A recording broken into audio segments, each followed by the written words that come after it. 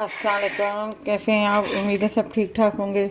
आज हम बना रहे हैं आलू और भिंडी। इसका तरीक़ेकार थोड़ा मुख्तलिफ है ज़रा सा। आलू जो है एक है, ये हमने उबाइल किया हुआ है आलू, और इसके इस तरीके से हमने पीसीस काटे हुए, इनको हम अलग से फ्राई करेंगे। और ये भिंडी है, और भिंडी को हमने थोड़ा सा 5-7 मिनट के लिए पकाना है अलग अलग करके।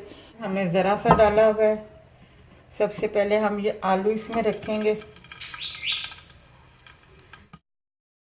हम नमक शामिल कर देंगे ज़रा ज़रा सा।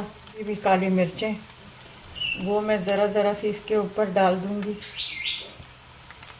टर्न तो कर लिया है, और दूसरी साइड पे भी हमने नमक उसी तरीके से, और हल्की सी काली मिर्चें जो हैं हमने छिड़क दी हैं।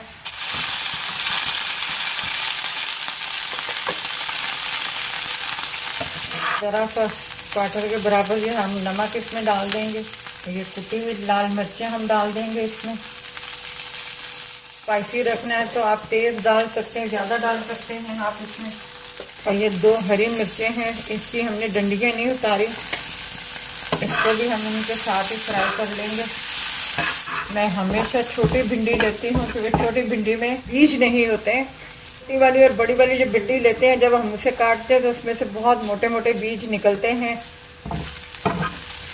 और फिर भिंडी सारी नज़र नहीं आती, बीज ज़्यादा नज़र आते हैं। तो इसलिए मैं छोटी हमेशा भिंडी लेती हूँ। बस अब हम इसे उतार रहे हैं। हमारे आलू भिंडी जो है तैयार है। आपने अगर ज़्यादा बनानी है तो यही प्रोसीजर जो है, यही तरीक़ेकार आप कीजिएगा। मसाले अभी मैंने ज़्यादा नहीं इसमें डाले, और अपना उसी हिसाब से आप बना लीजिएगा।